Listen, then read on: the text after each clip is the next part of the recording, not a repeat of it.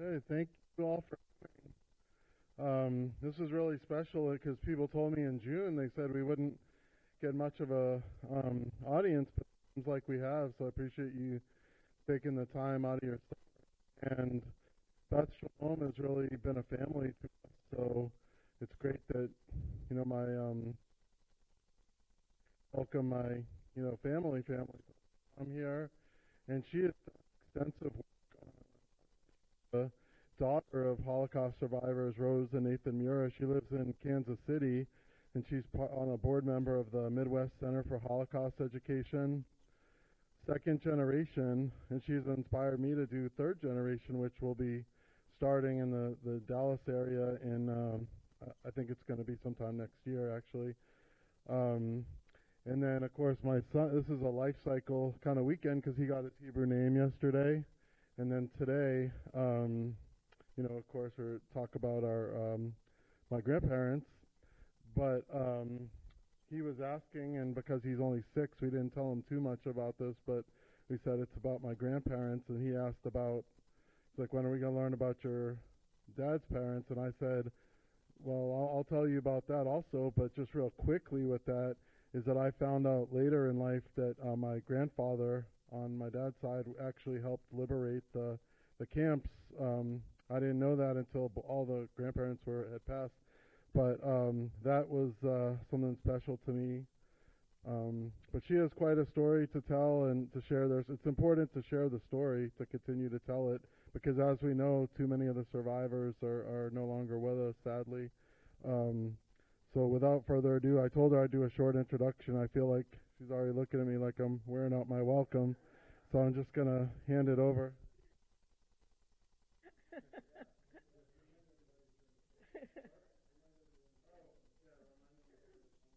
If you could please turn off your phones, I appreciate that. You can all hear me?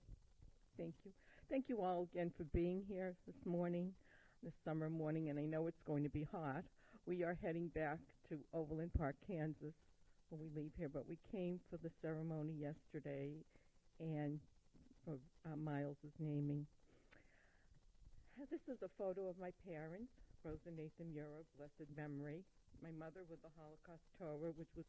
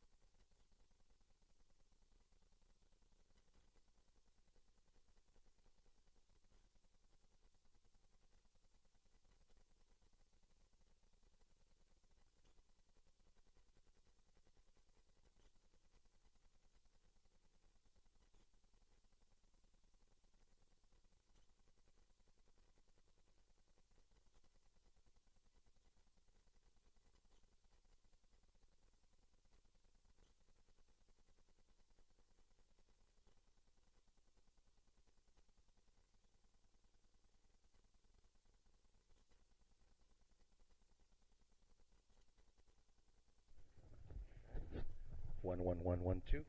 Okay. set me up on Broadway.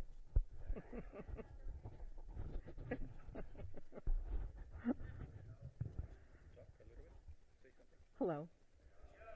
Very good. Okay. Thank you. Okay. Okay. So what I'm going to share with you is just a speck. I could be here from now till forevermore sharing my mother's stories. It just isn't enough. Yitgadal v'yitkadash me Rabbah, the morning Kaddish. The prayer for the dead, the survivors of the Holocaust. It is the prayer for their family and the 6 million Jews who were murdered, falling victim to Hitler and his final solution. My mother of blessed memory, Rose Mura, is a survivor of the Holocaust, 47404. This number represents her years of hardship in the ghettos, concentration camps, and her life under the Nazi regime. Her family, her people, her home, and her name are gone. Her number remains a reminder to the world, which fulfills her mother's dying wishes to, quote, tell the world what they did to us. I lived my life under the Germans for 5.5 years, so it is really impossible for me to tell you the whole story. So I'm going to start from the beginning, my mother's words. Rose Mura was born Rachel Leah Ziesman in May of 1923. She lived in the town of Radzin Podlaski, located in the center of Poland between two rivers, Bug and Vistula, 5,000 Jews and twice as many Poles. Famous Jews, the Radzina Rebbe, the head of the Hasidic dynasty, and Menachem Begin, late Prime Minister of Brest-Litovsk. And I'll say Rachel instead of Rachel. Rachel lived with her parents, Srul Hirsch and Rivka Grudovchik, and younger brothers, Moshe and Shlomo, in her paternal grandfather's home. Her father had 2 brothers and a sister, and her mother had 5 sisters and 1 big brother. They were a happy and close family, both in proximity and relations. They could not imagine the extent of the chaos that would take place. They owned a market and were a successful, respected, and well-liked family who had lived in Poland for generations. In March 1939, Rachel's life changed. All boys 18 to 21 were sent to Army training. When they returned, they were told that the war was coming soon because Germany was advancing its war efforts against Poland. The boys' predictions were correct. Germany invaded Poland and was victorious. Radzin was invaded with the Germans occupying one side and the Russians on the other. This is a photo years in advance when my mother married my father. But we can go back to that later. On the first day of shooting, bombing and killing of the Jews began. Rachel could hear it all from her home. The Ziesmans had to decide where to go. This is Rachel right here. And her 2 brothers, and her mother and father, and aunt and uncle.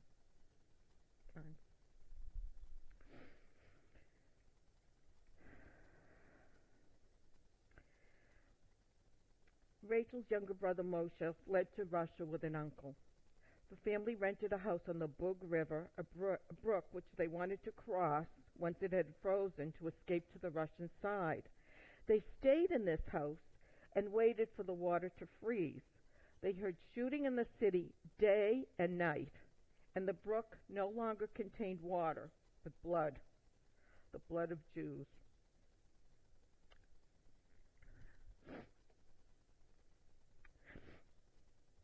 Washing up and floating by. Srul and Rivka did not expect them to survive. By the time the river froze, it was too late. The Germans were so powerful.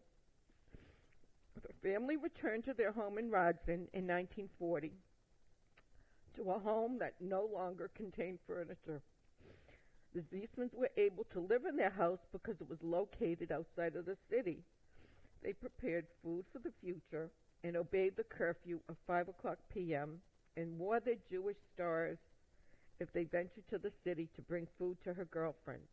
Rachel did not like these Nazi restrictions. These are her words. This came very hard to me. I just couldn't accept why I should have to have a star when my Polish girlfriends live so free and so happy. It's their country. It's Polish country.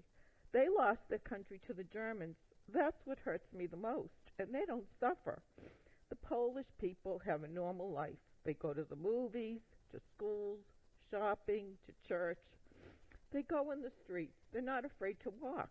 And we, Jewish people, we couldn't walk in the streets. We didn't get any work earn any money, no schools for children. It was really very bad. The Germans used to march and sing those songs. You cannot visualize what a might they had, what a power. They were so powerful. Every soldier looked like a god. Every soldier looked so tall and strong. They were wearing nice boots, nice clothes. We didn't wear clothes anymore. Every time they marched, they would sing, Germany, Germany, going to take the whole world. Today, Europe, tomorrow, the world. That was their song every single day, even when I was sleeping. I heard them singing this song. And see, when I had to wear the star, it was very bad. I used to wear it under my sleeve, not over it. Most of the time when I would walk to the city, the Germans whistled at me. They thought I was Polish and called me Rosemarie. My father had red hair. He looked like a German, but you know from who the Jews were afraid of? The Polish people. Polish people used to give us out. If we walked out and a Polish person saw us, they would call out, Juda, Juda. The prejudice was very bad. No other nationality so much the way we suffered. Parents would get together with other couples and discuss what to do. They never imagined Hitler would kill them all. Her parents would talk, and she and her little brother Shlomo would listen.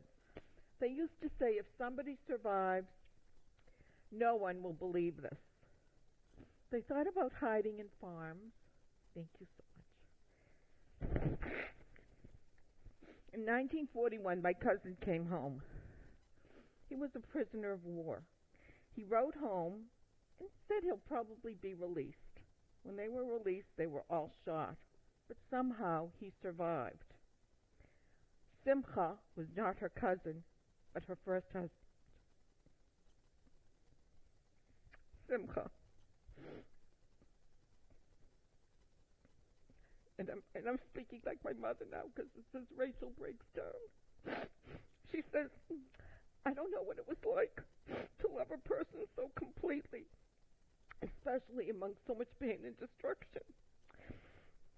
Her love for Simcha is an important part of her story. It shows the horrible effects the Holocaust had on all parts of her life. And I do have to add, I did not know about Simcha till I was 32 years old. I did not know that she had a first husband.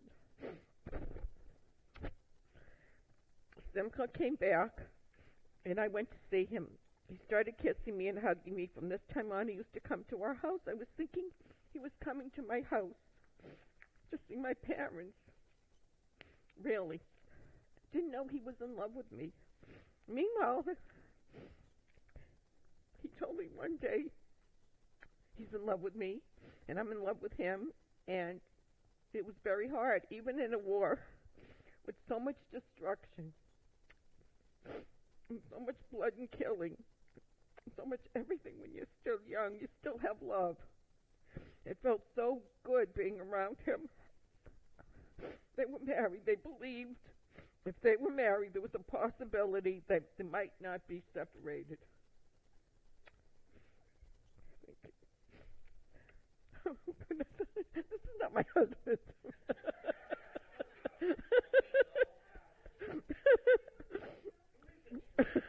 You know him. Thank you. He says I cried. My husband says I cried during tough episodes of Jeopardy. As bad as we knew the Nazis were, we didn't know they were this evil. Simcha warned that all the Jews going to the death camp to Treblinka would be gassed. He told everyone that we did better to die in their own homes rather than in the gas chambers, that nobody can survive. Some people said no and called him crazy.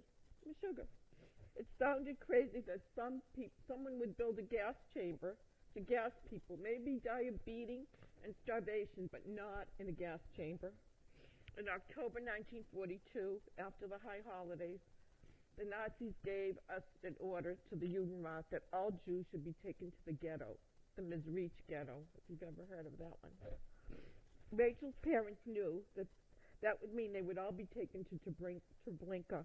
So they would stay and hide in the forest. All the Jews, give me a Kleenex right over. All the Jews of Rudson were taken to the ghetto and then Treblinka. The Ziesmans, with her mother's stepsister and a cousin with 5 daughters, and Simcha with his 4 brothers and 1 sister, spent their days in the cold and damp forest. They heard the shooting and screaming of Jews taken away from their homes. At night, they returned to their home long enough to wash up and get something more to eat. Now, there is someone who survived and wrote a book. It's called The Dead Years by Joseph Shupak. And these are his words. Daily life in Radzin, Joseph Shupak, resembled a rudderless ship which floats aimlessly at sea without a captain or destination. Abandoned by God and men, our distress signals were heard by no one as we drifted through storms by bloodthirsty sharks. Across an already gray sky, new clouds gathered. One storm would seem to be over, but a hurricane was quickly approaching. The second night when we came back, we asked the Polish people if the Germans were here. This is when they were in hiding. If they would tell us the Nazis were here, we wouldn't even go in the house. We would take something and run back to the woods. But they said no. The Germans were there. And they asked them when we were there, and they told them. They could have told them we were on the transport. I mean, nobody wrote anything down.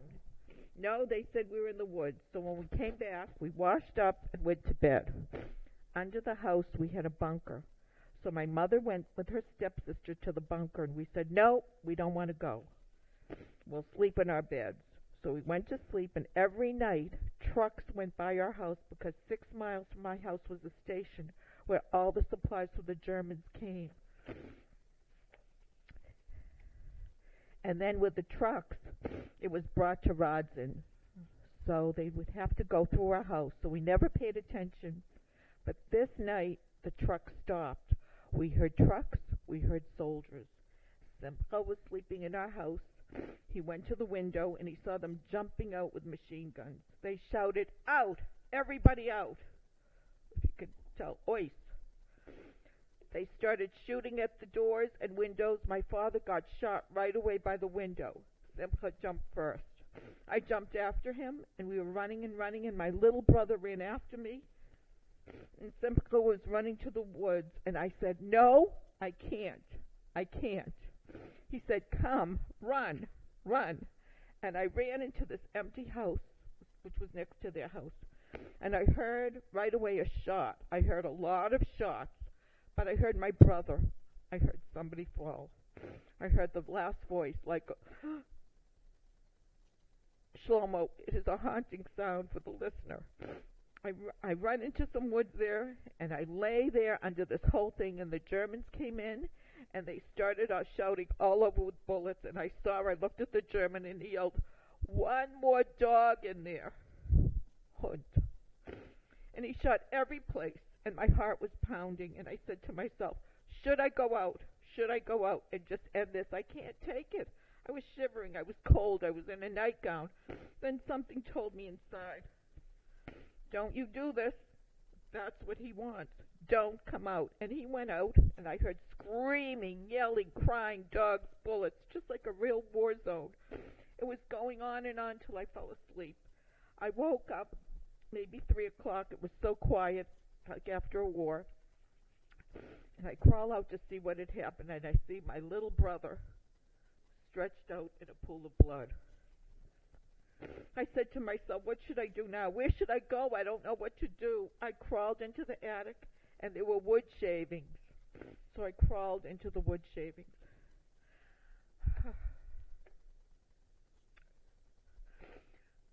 You read that statement. Read that statement. 11 people died in the Ziman home that night.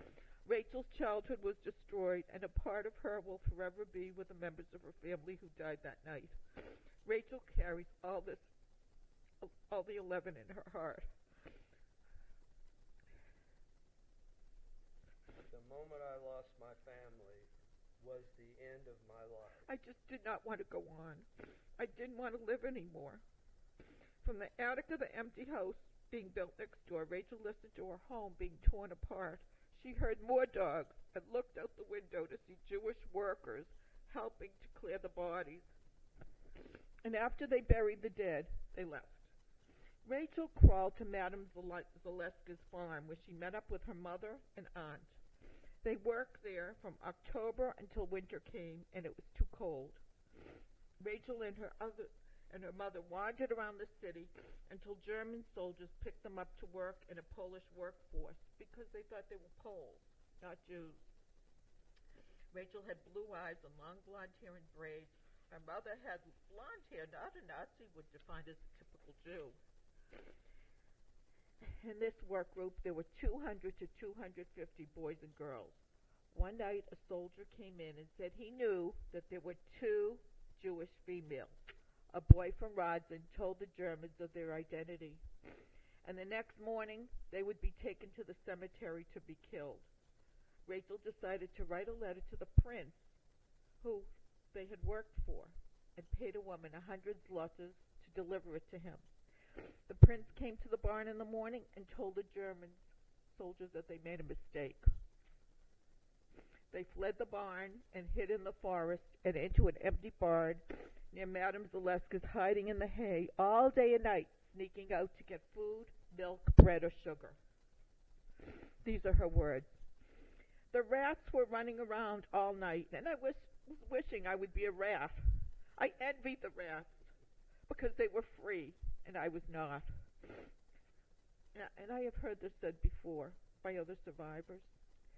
Before Christmas, I heard Polish people talking about what they were going to buy and make for food, and we were lying there.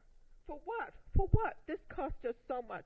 If I would be shocked with the agony I lived through all these years, what did I do because of religion? This is the one question that bothers me all my days and nights. We stayed in the farmhouse until a farmer discovered us. He said, "Oh, Jesus, how could you live like this?" And I said, "Do you have any suggestions?" He told us in Mizrich ghetto, Jews go around free. He said we could stay for another 2 days. We left to say goodbye to Madame Zaleska and Simcha. I gave him the freedom to go with his brothers. I had to leave with my mother, who could not survive in the forest. Her mother was 42 years old. I told him, Simcha, that if he survives, he would talk about me. And if I survived, I would never forget about him either. I walked out from there when I was afraid. Can you imagine? I was afraid of my own shadow. This was the last time Rachel would see her husband. Rachel and her mother went to the ghetto of Mizrich, which was, quote, a collecting point for Jews of the whole area. There was no registration, no hygienic facilities, no fuel or heat, and no food. That was the suggestion. The first test for Jews arriving there was to build bunkers and underground hideouts. Rachel was part of the 95% of Jews who contacted typhus. They lived in a room with other people and lived off water and snow. Children whose parents had been taken away lay outside. They were swollen and frozen, but nobody helped these orphans. No one had enough food for themselves, let alone others. Rachel slept in a crib with her mother. There was nothing in the ghetto except death, starvation, sickness, and lice. All the Jews were infected with lice because there was no place to wash. It is unbelievable how a person could take so much. I'm sorry.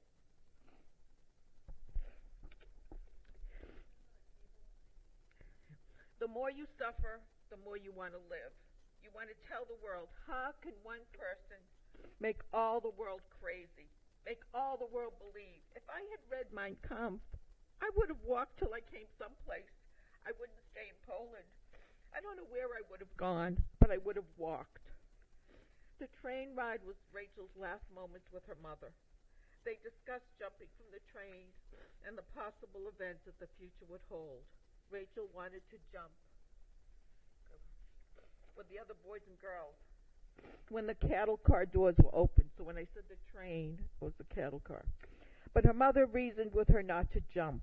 The cattle car to my Donick was published in the book Facing History and Ourselves, Holocaust and Human Behavior. That is a national curriculum which is actually started by my mother's cousin, who was a social studies teacher growing up in Memphis, Tennessee. She and her husband moved to the Boston area. Her husband was in medical school, and they found out from a cousin in Israel that my parents were living in Boston. This was in the book. Mother wouldn't let me jump. Don't jump, please. Do me a favor. So I said to myself, first of all, I didn't go away without my mother any place. I was every time with my mother. When my cousins and boyfriends said to come, I said, no, I'm not going to leave my mother. What's going to be with my mother? My father is dead. My brother is dead. Who am I going to leave with my mother? To die? See, it's one thing. I'm so easy in my heart what I did for my mother. So I said, Ma, I'm not going to jump. Ma said, you jump, I jump. No, my mother said, I'm too old to jump. And let's say you jumped, where are you going to go? Who's going to rescue you? And you're going to start wandering around and get shot? I mean, either way, same thing. So I said, I don't know if they're going to kill me. They're going to kill you. Don't cry over me. My mother said, that's the way of life. She said to her mother, don't cry. Your little boy got killed, your husband, everybody died. So what do you think? We have to be the chosen ones? We're going to die too. So take it easy. Death is not so bad. After death, there's nothing to remember anymore. So maybe death is the solution. I mean, suffering, even more. We went through typhus and hunger, the cold and the hiding. How much more can you take of this? So my mother said, okay, child. I was thinking, I would die. At least I want you to live from the family. You should live and survive. A lot of families were already killed, nobody left. If you go through, you live through, you will tell. When we went to my Donick, the young went to one side, the old to another side. I was going with my mother. We came closer, and he told my mother to go. I don't know if it was left or right, one of those. You mean this side? She says, I'm still young, I can work. Like I said, she was 42. The soldier said, if you don't shut your mouth, I'm going to beat you to death. But that's the last time I saw my mother. I always worried about my mother. I never worried about myself. Well, she was there with her bunkmates, Paula, Hadassah, and Yaja. Her bunkmates became like family to her. She endured the rigorous work camp, one of the 6 major extermination centers, all day long. They would take out stones or weeds, and she would never lift her head to gaze into the eyes of the evil SS woman who watched over her commando. They beat us all day. A girl near me, the SS woman, split her head in half with a stick. She came over to me and said, if you're going to yell like her, you're going to have the same thing. So I bit my lip so fast, they were bleeding. I didn't say one word. She gave me a bang on the head for years and years. To this day, it bothers me. My mother has severe headaches. I said to myself the first transport, I don't care where they take us. I'd like to go back and see my Donick. I will concentrate. It was here like this building, and across the building were civilians. They walk and they talk. We were treated worse than rats. I said, if I can get away, I will. And they called out for 3,000 girls they needed for the transport. I was skinny like a rat. I didn't know. Somehow, I got through. And my mother would tell the story how she would prick her finger to make her skin look like it was rosy, rouge. That was one of her ways to survive. It was like a sixth sense. What that transport was, we came to Auschwitz. Arbeit macht frei. Work will set you free. Michael, do we have a photo? We went into the washroom and numbers were given, but the number I never change. The numbers are going to stay forever the same.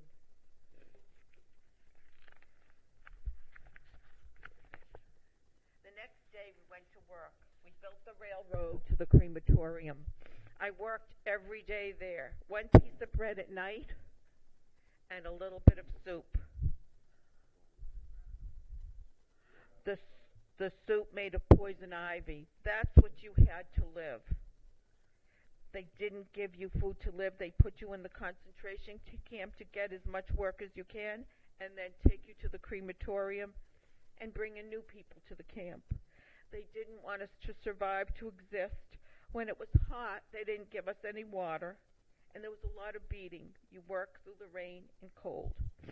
At one point, a German woman had called for 120 girls for work. We worked in the orchards to get the poison ivy for the soup. When the SS woman was not looking, this is what she had to do to survive. I would pick the apple with worms and started feeling better. I'd eat that apple. I would bring the apples and exchange them for more soup. Some people couldn't survive a week or a month, and somehow I survived there a year and a half. So many transports came in, and the chimneys were burning big flames, bigger than this building, and the smell from burning bones smelling all over the place. In 1943, Polish transports stopped, and transports from other countries came. Rachel continued to work at Auschwitz as the transports of Jews came from all over Europe, day after day. And I was speaking to Mr. Fleischman, who told me about his parents came from Hungary. One night, her mother came to her in a dream. Rivka Ziesman told her daughter that she would be going on a transport the next day. Rachel would be in the last train, and the Germans would open the door, but do not escape. In the morning, she told her friends about her dream, and they laughed because there were no more Jewish transports. Rachel had a toothache, and she decided to stay in the barracks. At 11, the forced evacuation was the death march to Bergen-Belsen.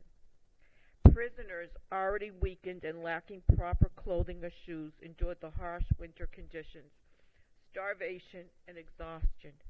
SS guards shot those who couldn't keep or those who tried to escape. This is my mother's words. I left Auschwitz. Auschwitz never left me. I see everything before my eyes all the time. The chimney, the smoke, the bones, the little children. Rachel arrived at Bergen-Belsen, her last concentration camp, a death camp where they take you to work. They didn't give you food, and you have to die from hunger. At Auschwitz, bodies were disposed of every day. All the corpses were piling up like wood. Seeing the remains was something so horrific, words cannot describe it. My bunkmates and I would tell each other love stories, recipes, memories of food to help us get through all these difficult situations. A dream was to have a whole loaf of bread, no hands. We didn't even dream of liberation. One day, April 15, 1945, we heard over the microphones, "You're all liberated." I don't want to live now. Where am I going to go? Everybody's dead. Who am I going to tell? Who's going to listen to me? And who's going to believe me? Till today, the same thing. Who's going to believe me? Till today, the same thing. Who's going to believe me? When liberated, we were taken to different barracks, so lots of girls ran to the British. I lay there on the top bunk bed. I couldn't move. I was paralyzed. I was so weak. I couldn't eat. My throat all closed up. I started crying, and all the time they called me crybaby. I saw my father and brother killed. I saw everybody killed. I was told that Simcha and his three brothers were torn apart by dogs till the officers shot them. And all of this I carry in my heart. Okay, and it rips me apart. At night, I couldn't sleep. I couldn't eat. I was so weak. I felt for everybody in my family, everyone's pain and what they went through. I was born in 1945. That's my mother's words. Before then, I just existed. I didn't really live. 1 month after liberation, Rachel met her future husband, Nathan Muravius.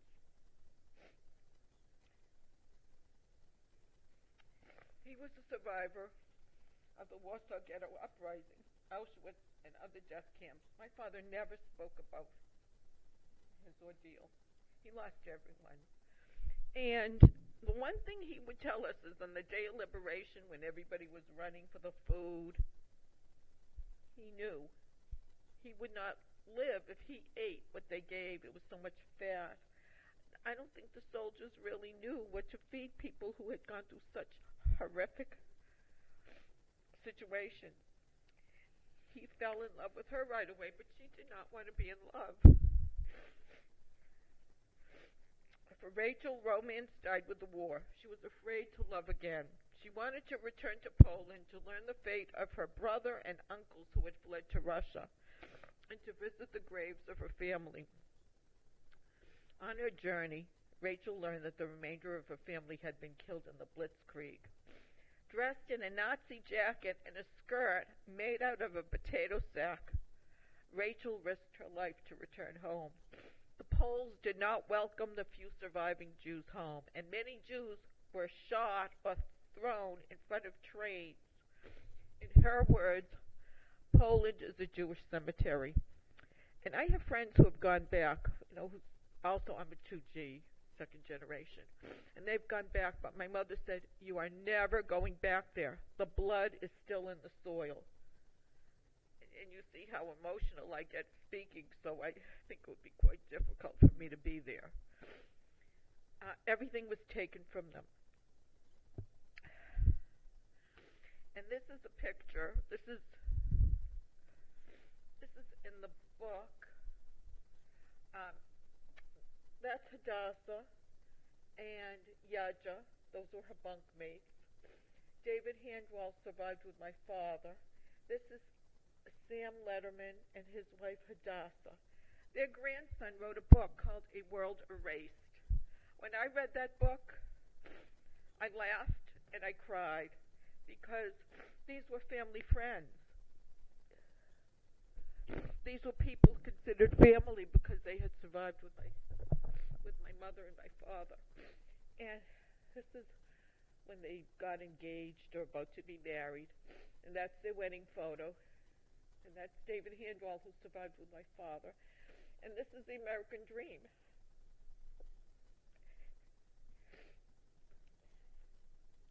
They bought a bakery. And I worked it from the time I was 14 till I had Michael, with my twin sister. Okay, I'm going to continue with. How much can I tell? Some say I don't believe it. Others say it never happened. It's worse to hear it never happened because I'm still here. I married, I had children, I had dreams. If you could put words, it would be PTSD. It's not a term that was used then. I felt guilty all my life. My children never had uncles, aunts, grandparents, just me and Nathan. People who survived are just like family. I'll get to this in just a moment. May 6, 1949, Rachel came to America with her husband Nathan, and then Rose. The Holocaust is not in the past. It's a daily event which leads to the question, did I really survive? We became a Mura family, and my parents, Rose and Nathan, they had my brother, and then my sister and myself, so we were 5. We are now a family of 25.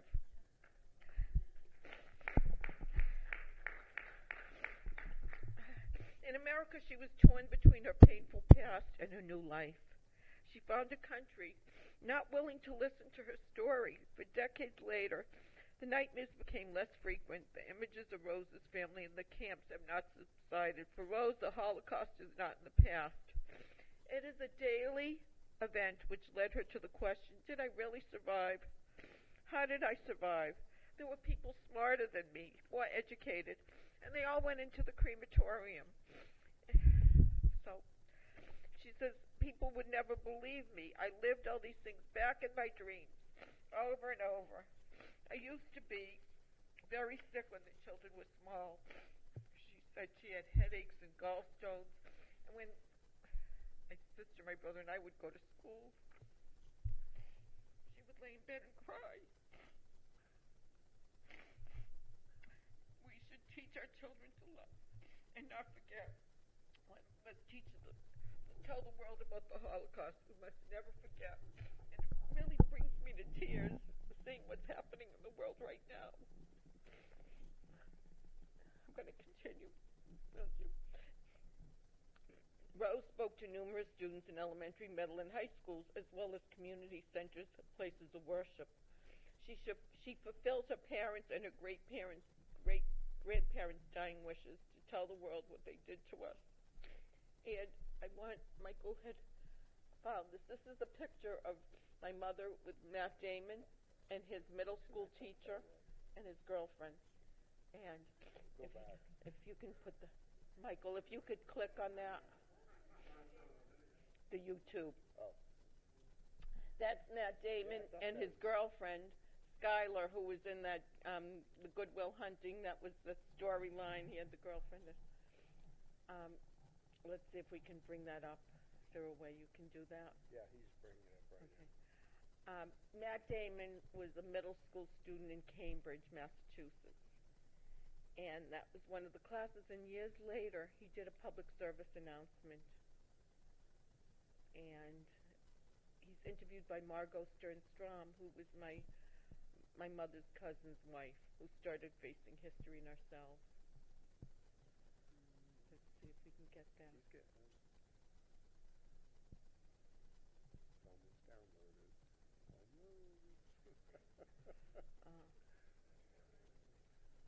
Yeah, there it is. Okay. Mm-hmm.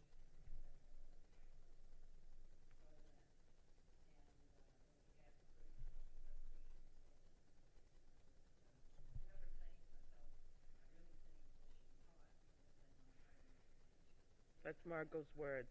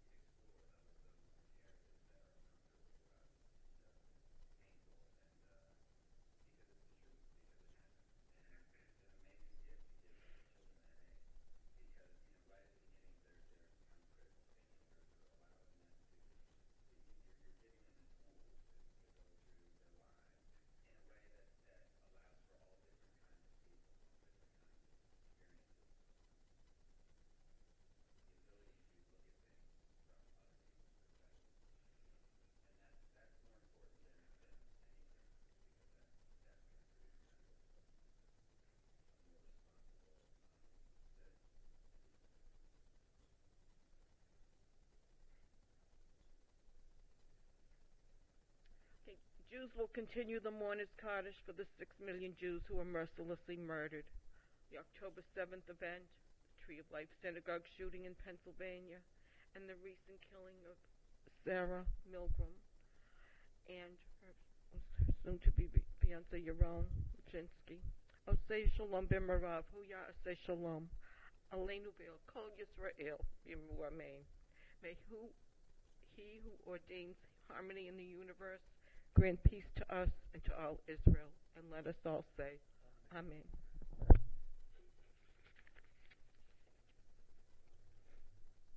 Here's the family now. And my sister and her husband. Myself and my husband Matt, my brother and his wife. And all the grandchildren. So, my parents didn't live to see all of them, but their spirit lives on in us. So I thank you.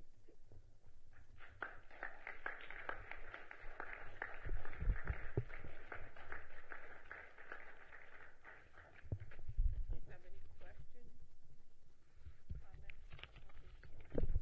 Happy to answer anything that I can. Thank you.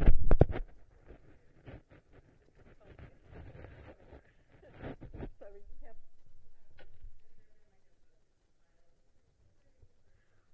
She gave testimony at Yad Vashem. There is a video that was produced in Brookline, Massachusetts. Actually, it came to be, it was a community